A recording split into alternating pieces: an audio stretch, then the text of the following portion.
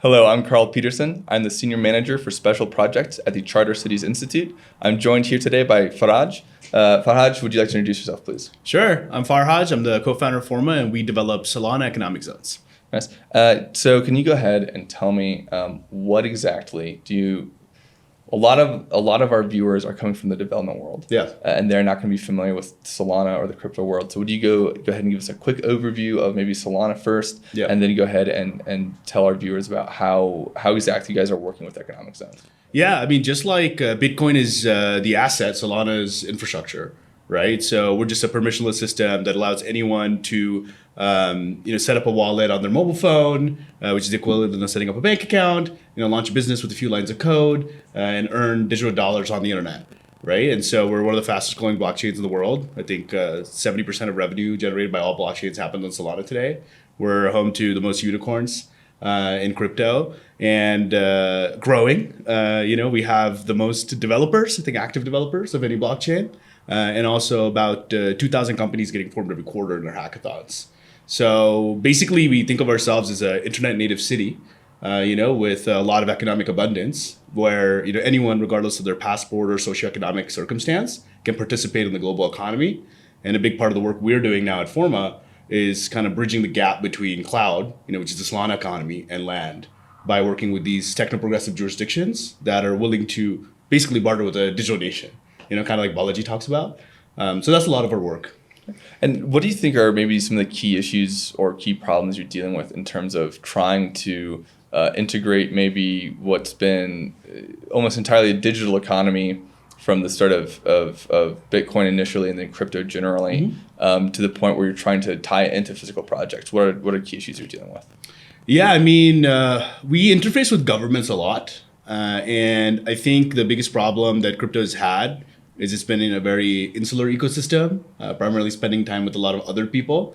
And there was a big translation issue, where they didn't really understand the growing pains and needs of a lot of these countries and how that it could be a really good kind of solution. So I think there's a kind of libertarian cypherpunk philosophy of crypto.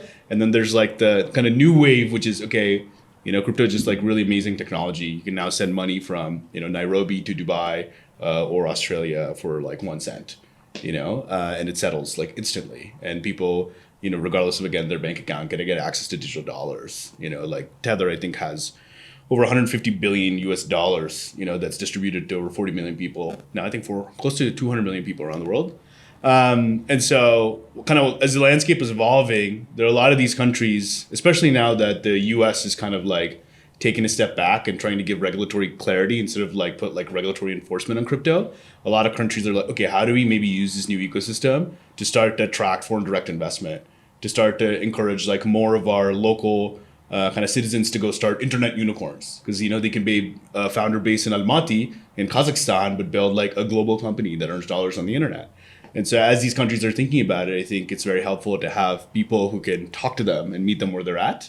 And again, help them think about it in terms of FDI, in terms of capital attraction, in terms of, becoming a destination for corporations, in terms of figuring out how maybe they can get, as much liquidity as the US for their capital markets, maybe by allowing for, global participation in their economy. And so, yeah, this is a lot of the stuff that we do. Right. So when you are approaching maybe governments or pre-existing special economic zones, Yep. What are the primary use cases that you lead with when trying to convince them that it's valuable to integrate with the crypto economy? Yeah, so we specifically focus on what we like to call frontier markets. So far we've done Argentina, Sri Lanka, and Kazakhstan. And 2 out of those 3 countries had special economic zones. A lot of people don't know this, but there's the Colombo Port City, which is a joint venture between China Harbor Engineering Corporation and government of Sri Lanka, which is a new DIFC style special economic zone in Sri Lanka. And then Kazakhstan, they have one of the world's best free zones, the Astana International Financial Center. And its legal framework is as competitive as Cayman, I'd say, not just for crypto, but also tech companies. They also have a NASDAQ powered stock exchange. And so when we talk to them, usually we start with use cases that make sense. Like stablecoins, so we don't talk about meme coins. We're that's just a speculative side of the internet. But you have the ability to offer really interesting financial products to your country. One example we often start with a lot is tokenized bonds. There's a company in our ecosystem called Etherfuse. They worked with the Mexican central bank to tokenize Mexican bonds, and they've already sold over $100 million of those bonds on the internet, right? So it's an amazing way for like the central bank to be able to raise money and increase demand into like these interesting like financial products that they have. And so a lot of times our focus is primarily on the regulatory side. And then on the awareness side. So we find that a lot of these jurisdictions, even though they might have some of the best legal frameworks, what they have an issue with is like the marketing issue. Like people just don't know about it, and I think, a lot of attention is on X these days. It's like the number one news platform. So being able to win a certain amount of real estate on there helps a lot. And so oftentimes we even go as far as to like make like a marketing video for these countries, and they do really well. Like I think we've had over like 2.5 million impressions on X, for the videos we've done for these different countries. Yeah, great. What have you thought of the summit so far? It's day 2 now, so I can ask this question, I think, and get a good answer from people. I think I was mentioning to someone downstairs. I was speaking at a Network State conference in Singapore last year, and I felt like that was like the prelude. Where the idea was introduced of like cloud and independent developers coming and building new projects. And this feels like the thing. Where I've actually seen. I think Sherbro Island, Waterfall City, Randover, so many examples of people who have already acquired land, are working in really kind of positive some ways with the local government, thinking quite intentionally about how the community gets to benefit as well. Local people through jobs, through equity, through like sustainable agriculture and all these interesting kind of different things. Small farm city, I think that was like something that was really interesting. And so what really excites me about this conference in specific is like there are a lot of builders who are actively building these cities, and I feel like there's a lot of like amazing knowledge transfer that's happening. So this has been one of the most high quality summits I've been to so far. So very happy we made the last minute trip. I'm glad you did. We're glad you're here.